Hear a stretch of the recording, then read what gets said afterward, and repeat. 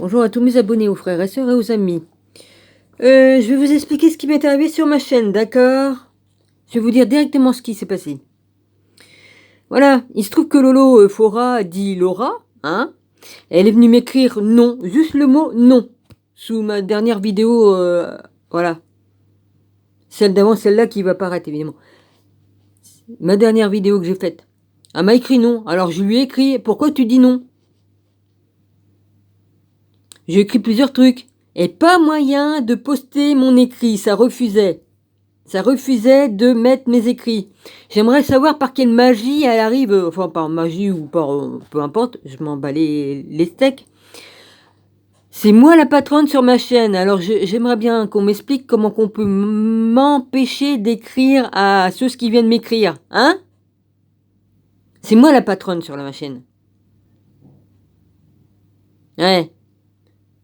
Que ce soit bien dit, c'est moi la patronne sur ma chaîne. Alors je vois pas qui peut me bloquer mes propres écrits. J'ai le droit d'écrire à tout le monde et de dire ce que je pense de ce qu'on me dit. Hein? Donc j'étais obligé de la supprimer parce que je pouvais pas écrire sous ma chaîne. Hein? On se demande bien qu'est-ce qu'elle a encore fabriqué celle-là. Hein? Avec son petit roussel d'amour là. Hein? Ouais, c'est sûr qu'elle sait dire qu'un seul mot, non. Ah non. Non, pourquoi? Pourquoi tu dis non? Elle vient sous ma vidéo, elle me marque non. Non pourquoi? Non parce que mes couilles, non parce que j'ai pas envie, non parce que ceci, non. Non, on sait pas pourquoi, elle marque non. Non pourquoi? Ça a du sens. Elle vient juste pour que quoi? Bah, que je sois bloqué et que je peux pas lui parler. C'est pas normal que je puisse pas lui écrire. C'est pas normal, c'est anormal. Même en l'insultant ou en l'insultant pas, je l'insultais pas comme je lui ai parlé, hein. J'ai seulement dit que c'était moi la patronne et puis que si je voulais dire oui, je disais oui. Et que c'est moi la patronne sur ma chaîne, c'est tout. Et ben ça a refusé. Et après j'ai marqué seulement, pourquoi tu dis non, Laura? Et ben même ça, je pouvais même pas le mettre en mémoire. Pas moyen. J'ai dit bon bah je suis obligé de la supprimer parce que je peux pas écrire sous mes vidéos sinon. Hein? Hey YouTube! Vous pouvez pas faire le ménage un peu? Hein? Je l'ai dénoncé plus d'une fois. Vous pouvez pas faire le ménage? Non, parce que si c'est pour qu'elle vienne que je puisse pas écrire sur mes vidéos, bah excusez-moi, hein, c'est moi la patronne ici, hein, sur mes vidéos. Non mais oh, ça commence à bien faire quand même. Je lui ai dit de se casser, elle a dit oui, parce que je lui ai dit au nom de mon Dieu éternel, Yahweh, et au nom de Jésus-Christ, je veux que tu te casses de ma chaîne, t'es un esprit mauvais, casse-toi. Parce que ton maître c'est Satan et Lucifer. Elle m'avait dit ok, ah oui ok, bah elle revient toujours. Elle est amoureuse ou quoi? Non mais oh, elle me colle pire qu'un chien en chaleur. Là j'ai mis mon coup de gueule là, c'est bon.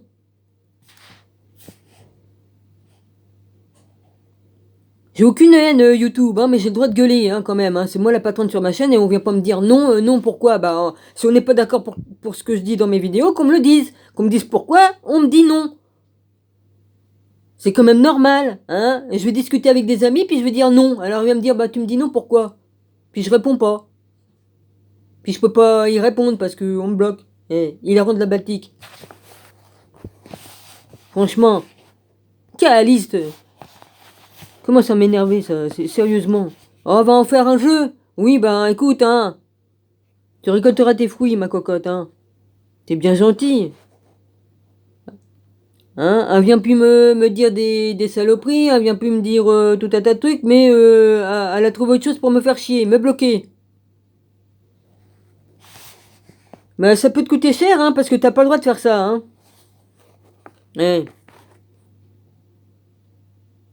Oh, elle écoute bien son maître, Emmanuel Roussel, elle l'écoute bien. Oui, maître, oui, maître. Hein? Puis ça vient me dire non, moi. Moi, j'ai qu'un seul maître, c'est mon Dieu. Mais au moins, c'est normal. Mais toi, être la maîtresse d'un... Enfin, toi, c'est ton Dieu, toi, Roussel, c'est ton petit Dieu. Hein? Vas-y, tic, tic, tic, tic, tic, la petite marionnette à Monsieur Roussel.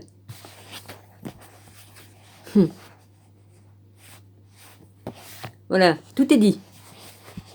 Alors je te dis de te casser, tu te casses, hein, parce que si tu me marques non, on sait même pas pourquoi, ça sert à rien. Ça sert à rien, tu viens juste pour m'emmerder, quoi. Puis me bloquer aussi, t'as pas le droit.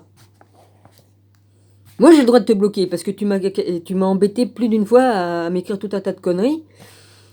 Hein, parce que Monsieur Roussel dit, va dire à Dominique de mettre, va mettre ceci à Dominique, va mettre cela à Dominique, et puis voilà. Hein? Hein? Non, mais je peux te donner ton numéro de téléphone et puis tout ça, je peux trouver, hein, facilement, hein. Hein? On n'a pas le droit? Ah, mais j'ai le droit de le dire à la police aussi. Hein? J'ai le droit de donner tout ça à la police. J'ai le droit de donner tous les trucs à la police. Tout. Faut pas oublier, hein? Et puis que les personnes qui soient au Canada, dans la jungle, dans la jungle ou ailleurs, s'ils ont un truc internet, hein, t'inquiète pas, la police peut retrouver facilement. Facile. Moi, je le fais bien, moi. Hein? Alors eux aussi, hein. Encore plus facilement parce qu'ils ont autre chose comme matériel que moi. Hein. C'est bien dit? Je crois que c'est bien dit, ouais. T'as qu'à lire dans mon œil qui est bon là, parce que l'autre, tu risques d'avoir le mauvais œil. Non, je dis ça pour rigoler, hein. Je plaisante. Mauvais œil, tu te le fais toi-même. Comme on fait le mal, on reçoit le mal. Marie. Ben, il y en a qui se tirent des balles dans le pied, hein. Il me reste plus que quoi? J'ai perdu 6 minutes 32 pour ma cocotte Laura. Oh là là, petite chérie, va. Lol. Aïe aïe aïe. Bon, j'en étais où moi? Je vais reprendre d'ici, moi, à la page 62. Allez, on y va. Mais l'origine de l'Enoch slave reste un mystère. Voilà, après il parle du docteur machin truc. Remarque à son propos les points suivants. Il a été suggéré que la version slavonique n'était qu'une adaptation chrétienne de la version éthiopienne, mais cette idée a été rejetée parce que les deux versions ont bien peu de choses en commun, et trop de choses sont originales ou nouvelles dans la version slavonique. Depuis, on ne trouve strictement aucune référence au Christ, à un sauveur ou à un équivalent au message chrétien de la rédemption. Enoch y occupe une position tellement élevée qu'il est impensable pour un chrétien de présenter un prophète antédiluvien comme tel. Ensuite, le livre dit qu'Enoch emporte les péchés du monde. Écrire une telle chose pour un chrétien relève de blasphème.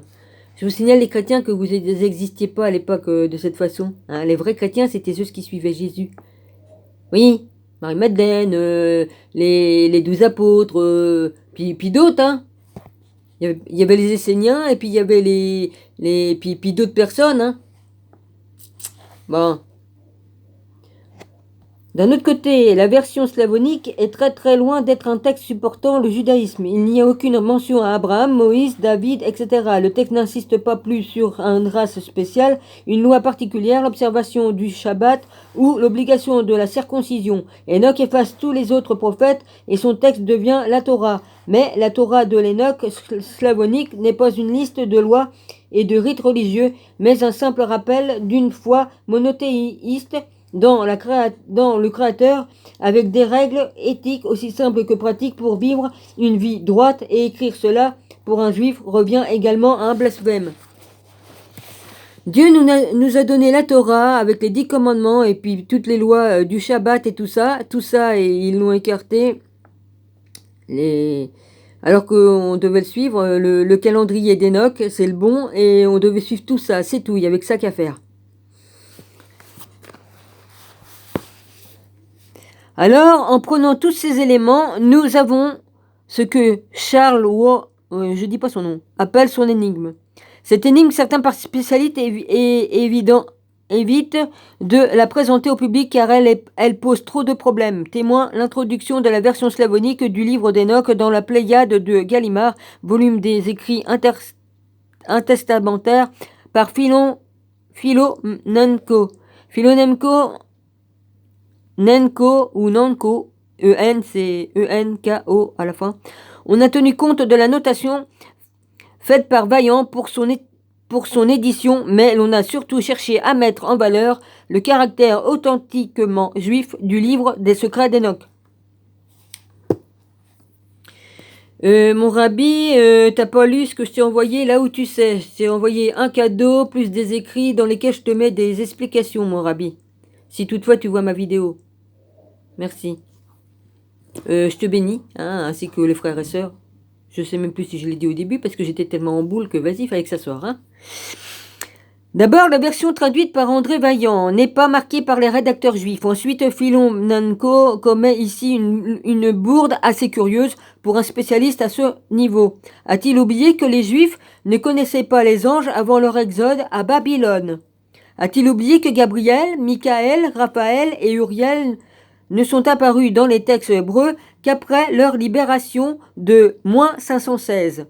La preuve, les différents noms d'anges figurent dans les versions voire tableaux en page suivante, alors pour quelle raison Philomenko Nanko se sent-il le besoin de mettre en valeur le caractère juif du livre des secrets d'Enoch?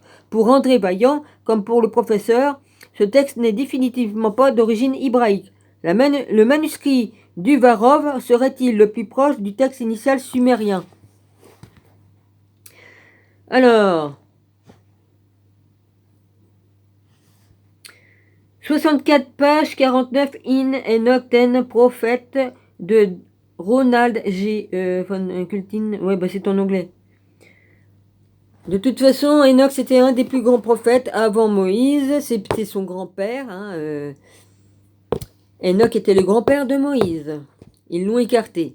Parce qu'il a écrit un livre dans lequel il expliquait toutes les choses qu'on ne voulait pas qu'on sache, nous. Dans le futur. Surtout dans le futur.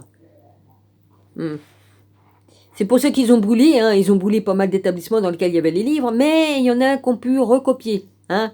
Et le livre renaît toujours de ses cendres, comme le phénix. Le manuscrit du Varov serait-il le plus proche? Bon voilà, si on devait appliquer une seule règle discriminante, celle de la longueur du texte, la balance pencherait en faveur du manuscrit du Varov. Mais avec le charcutage qu'ont subi les textes sumériens pour constituer les 5 premiers livres de la Genèse, on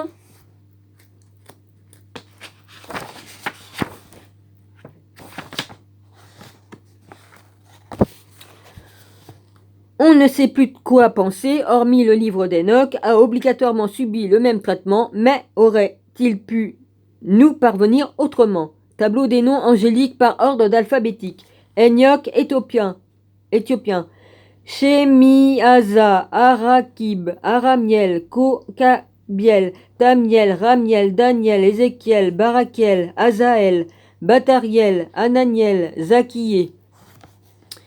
Enoch slavonique, Belgrade, Phénix, Chalkidri, Satan, Gabriel, Michael, Pravuel, Sariel, Ragel.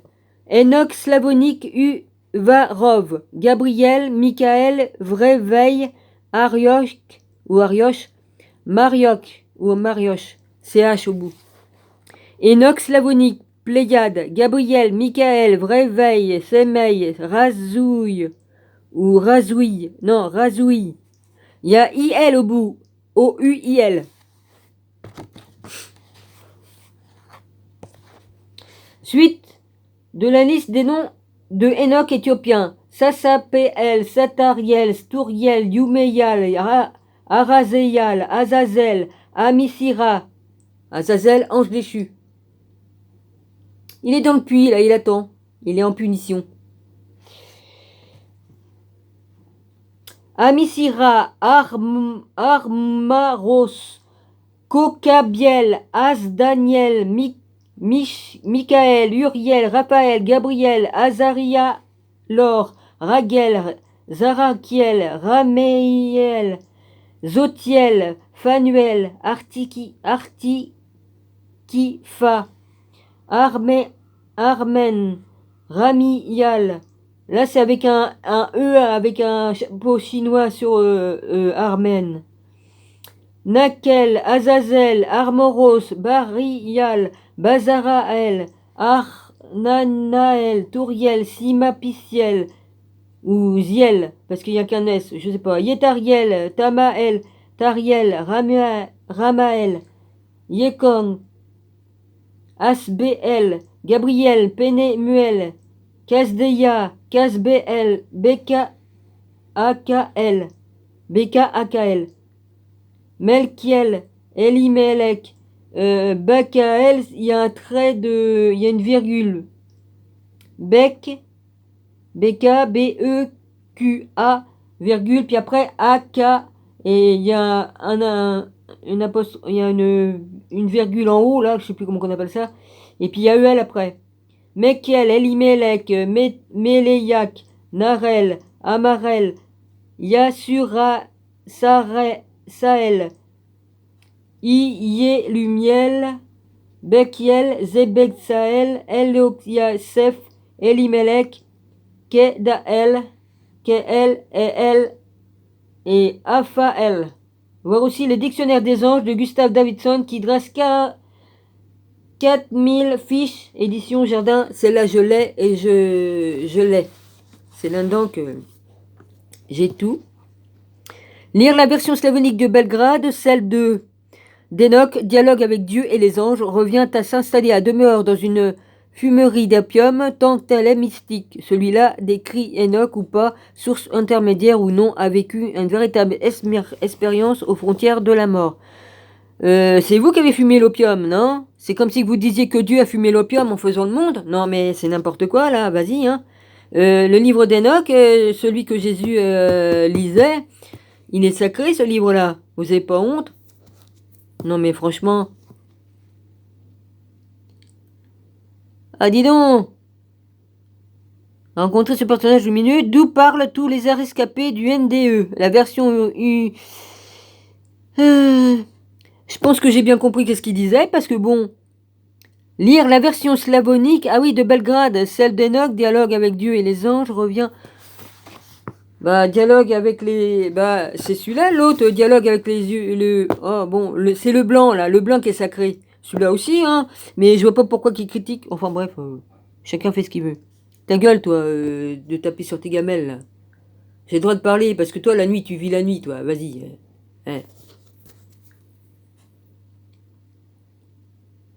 Faut mieux d'aller te faire soigner, mon gars, parce que bander pour sa chienne, franchement, c'est pas logique, ça. Non, je crois pas, non. Celui qui écrit Enoch ou pas, source intermédiaire au nom, a vécu une véritable expérience aux frontières de la mort, est passé de l'autre côté et a rencontré ce personnage lumineux dont parlent tous les rescapés du NDE. La version Uvarov, dans sa narration, est-ce une version abrégée aussi fin de vous permettre de mieux juger les deux versions et surtout de voir le travail des réviseurs, nous avons mis en parallèle un chapitre de la version slavonique de Enoch, dialogue avec Dieu et les anges, celui où l'archange Gabriel dépose Enoch devant le trône de Dieu. L'empreinte juive est prononcée, mais dans la seule version de Belgrade, à gauche.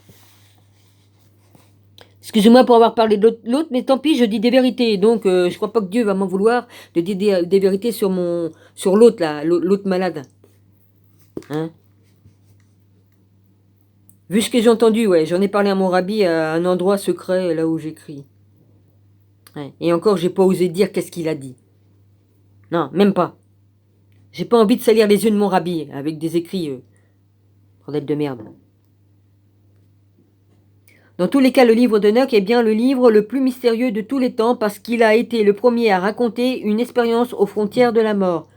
C'est pas être aux frontières de la mort que de sortir de son corps et de voyager en haut. Moi j'y vais bien et j'étais pas morte quand je monte en haut. C'est n'importe quoi. Comme on est mort, c'est différent. Puis une ADN, une NE, là, je sais pas quoi, là, comme qui marque là. C'est encore autre chose. Tu meurs, mais tu reviens. C'est différent. T'as été mort quoi, 10 secondes, et puis t'as vu des choses, et puis t'es revenu. Bon, ce voyage aller-retour d'une âme dans la dimension divine, est-ce la cause de cela que le livre d'Enoch slavonique version Belgrade est aussi extraordinaire? C'est Dieu qui est extraordinaire. Bon. Là, il marque Belgrade. C'est comme ça que ça se présente les écrits. Après, il faut jongler entre les deux. Il y a les slavoniques et puis Belgrade. Enfin, bah voilà. Il faut aller d'une page à l'autre et puis à chaque fois, bah tu tournes et tu lis. Donc il faut pas se tromper, ou alors on lit les deux en même temps, mais bon, voilà. Moi c'est comme ça que j'ai lu le livre, j'ai lu d'abord Belgrade, et puis après j'ai lu l'autre. Voilà. Alors, Belgrade, alors le Seigneur m'envoya l'un de ses anges glorieux, l'archange Gabriel. Il me dit doucement, aie du courage, Enoch, ne crains pas, lève-toi maintenant devant le Seigneur éternel, lève-toi et viens avec moi. Je lui répondis en pensée, mon Seigneur, mon âme m'a quitté de terreur. J'ai appelé mes deux anges qui m'ont emmené jusqu'ici, car je dépends d'eux. Et c'est avec eux que je pensais me rendre devant Dieu. Mais Gabriel me saisit comme une feuille, et saisi par le vent, il me plaça soudainement devant Dieu lui-même. Je découvris alors le huitième ciel, celui qu'on appelle une langue hébraïque Muzalot. Alors Muzalot, celui qui change les saisons. La sécheresse, la sécheresse, le mouillé, ainsi que les 12 constellations du cercle du firmament qui se trouve au-dessus du septième ciel. Et je découvris en même temps le neuvième ciel. Belgrade, celui qui est appelé Belgrade, je lis le truc Belgrade pour pas me tromper. Celui qui est appelé en hébreu Kushavim, endroit où demeurent les 12 constellations du cercle du firmament, au 10e ciel appelé Aravot. Je vis enfin l'apparence de Dieu ressemblant à l'acier, rougeoyant, soudain sorti des flammes, étincelant et brûlant. Ainsi, dans un moment fugace d'éternité, je vis le visage du Seigneur. Mais si Dieu possède un visage ineffable, Seigneur, et merveilleux, il est aussi effrayant et terrifiant. Ça peut faire peur si on n'est pas habitué, c'est sûr. Mais après tout, qui suis-je, moi, Enoch, pour décrire Dieu, pour décrire sa présence inexprimable et son visage merveilleux? Je ne peux même pas décrire ses innombrables attributs et ses voix si variées.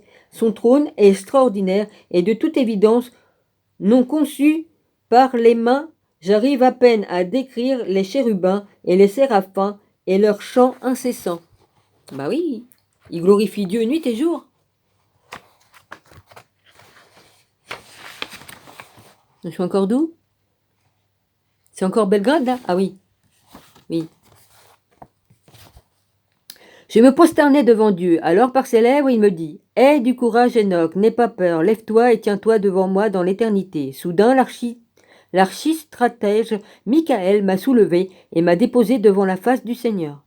Et le Seigneur dit à ses anges, comme pour les amuser ou les agacer, laissez Enoch se tenir devant Dieu dans l'éternité. Alors les anges s'inclinèrent tous et dirent, qu'il en soit ainsi pour Enoch, suivant votre volonté.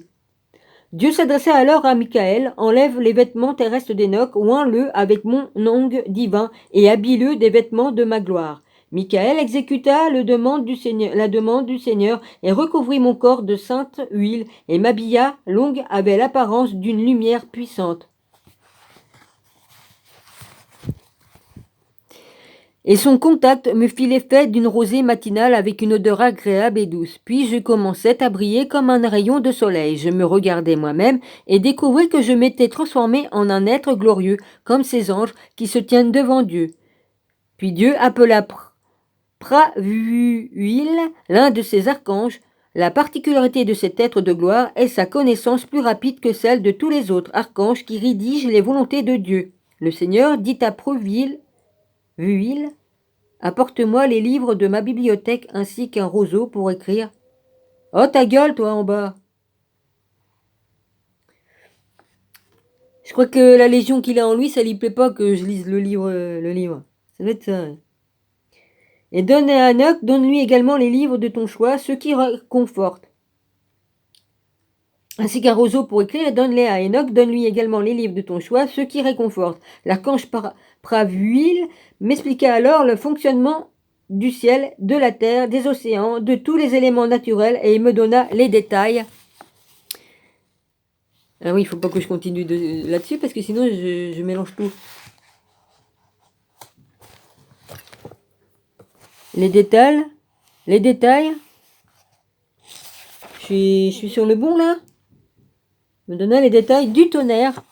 du soleil, de la lune, des étoiles, des années, des jours, des heures, ainsi que ceux du vent et du nombre des anges. L'archange me montra aussi comment étaient créés leurs chants et les choses humaines, comme par exemple la langue de chaque vie, les chansons, les commandements, les instructions et d'autres choses qu'il est nécessaire de connaître. Prabuel poursuivit, tout est déjà écrit, assieds-toi et écris à ton tour ce que tu as vu pour toutes les âmes de la terre, bien qu'une grande partie soit déjà née. Mais sache qu'une place dans l'éternité a été préparée pour chaque âme, car toute âme obtiendra l'éternité, celle-ci ayant été conçue bien avant que les hommes n'existent. Alors, tous les 30 jours et tous les 30 nuits, moi, Enoch, je pris note de tout ce qui m'était montré, et j'écrivis ainsi 366 livres.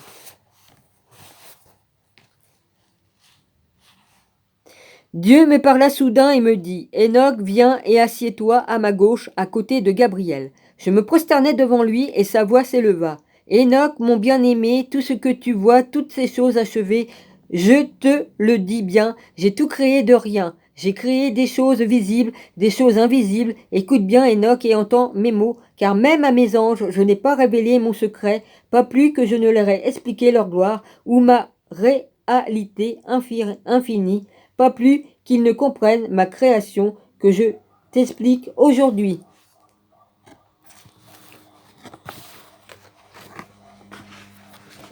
T'as raison, la chienne, t'as besoin de te défouler. Belgrade, ouais, c'est ça. Car bien avant que les choses ne deviennent visibles à leurs yeux et aux tiens, j'étais seul à me déplacer dans l'invisible comme le soleil se déplace d'est en ouest et de l'ouest vers l'ouest, vers l'est, pardon, de l'ouest vers l'est. Pourtant, si même le soleil a trouvé la paix dans sa course, moi, parce que je créais toutes choses et parce que j'ai conçu l'idée de placer des fondations et de créer des créatures visibles, je ne trouve jamais la paix. J'ai ordonné au plus profond du néant que les choses visibles soient faites et qu'elles sortent de l'invisible. À Doël, la lumière de la création arriva devant moi. Je le pris et aussitôt le visible commença à grandir dans son ventre. Alors je dis à Doël, dissous-toi afin que le visible puisse sortir de toi. Adoël se dissout dans une immense gerbe de lumière. Moi je me renais au milieu de cette lumière qui venait de naître. Alors j'ai vu toute ma création, de la première jusqu'à la dernière, sans exception, avec toutes les créatures que j'ai songé à créer et qui étaient toutes là devant moi dans l'éternité. Et j'ai vu que c'était bien. Puis j'ai créé un trône sur lequel je me suis assis. Adoël, c'est pas la Sophia, quelque part? Je sais pas. Bah, c'est elle qui a créé tous les anges. C'est la mère de tous les anges. T'as pas fini, toi. Non, mais c'est ton asile psychiatrique qu'il faut que t'ailles. Je suis désolée de te le dire, mon gars, mais il y en a qui devraient être enfermés, puis il y en a qu'on enferme qu'on ne devrait pas enfermer. C'est ça le problème. Tout est à l'envers dans ce monde.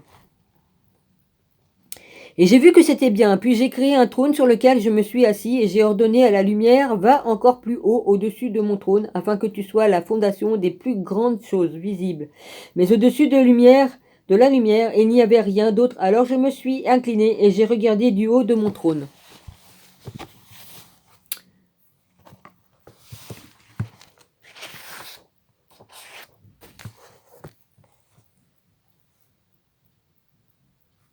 J'ai demandé une seconde fois au néant de faire venir devant moi Archa, l'esprit dur de la création. Archa se matérialisa aussitôt devant moi et il était dur, lourd et très rouge. Je lui demandai, ouvre-toi, Archa, et que naisse de toi ce que doit naître. Archa se décomposa et une énergie fraîche apporta avec elle une création nouvelle, issue du néant. J'ai vu que c'était bien et je lui ai dit, va en bas, fais-toi ferme et dur et deviens la fondation des choses basses. Archa le réalisa. Il descendit sous la lumière, se fixa en devenant rigide, il devint ainsi la fondation de toutes les choses basses, mais en dessous de l'obscurité, il n'y avait rien d'autre.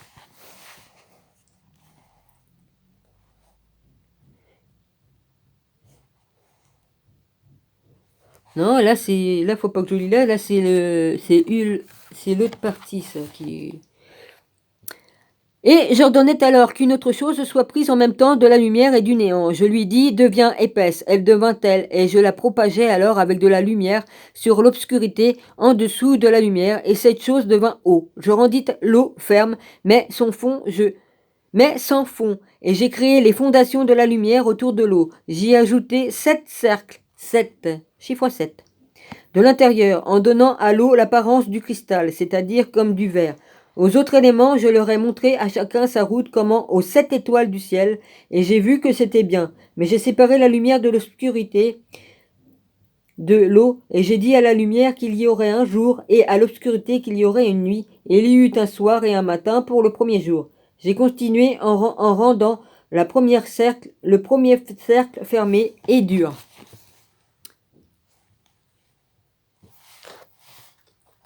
Je vous ferai la version après, l'autre version après, je finis celle-là, moi.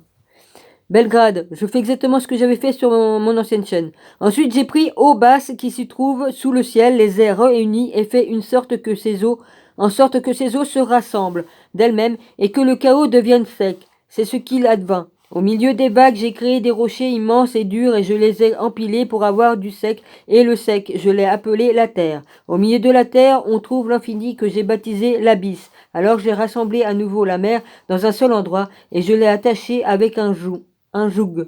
Alors j'ai dit à la mer, vois, je te donne des limites éternelles, tu ne te détacheras pas des autres par qui te composent. Puis pour terminer, j'ai créé le firmament. Ce jour, je me suis appelé le premier créé. Pour toutes les troupes célestes, j'ai imaginé la nature et l'image du feu. Mes yeux se sont posés sur un rocher ferme et solide. Et du fond de ma rétine partit un éclair qui le transforma en même temps en eau et en feu, sans que le premier n'éteigne le second, ni qu'il s'assèche. Cet éclair fut plus brillant que le soleil, plus doux que l'eau et encore plus dur que le rocher. De ce rocher en feu, je pris quelques flammes, et de ces flammes, j'ai créé la hiérarchie des 10 troupes angéliques. Leurs armées sont ardentes puisqu'elles se manifestent par des flammes brûlantes. J'ai alors demandé à ce que chaque hiérarchie d'anges reste toujours à sa place. Mais dans cette armée céleste, un ange n'a pas voulu rester à sa place car il a souhaité s'élever au-dessus des autres. En fait, il a même conçu une pensée encore plus ambitieuse, s'élever au-dessus de la terre et des nuages, au-dessus même de mon propre trône. Ben, c'est Satan, Lucifer.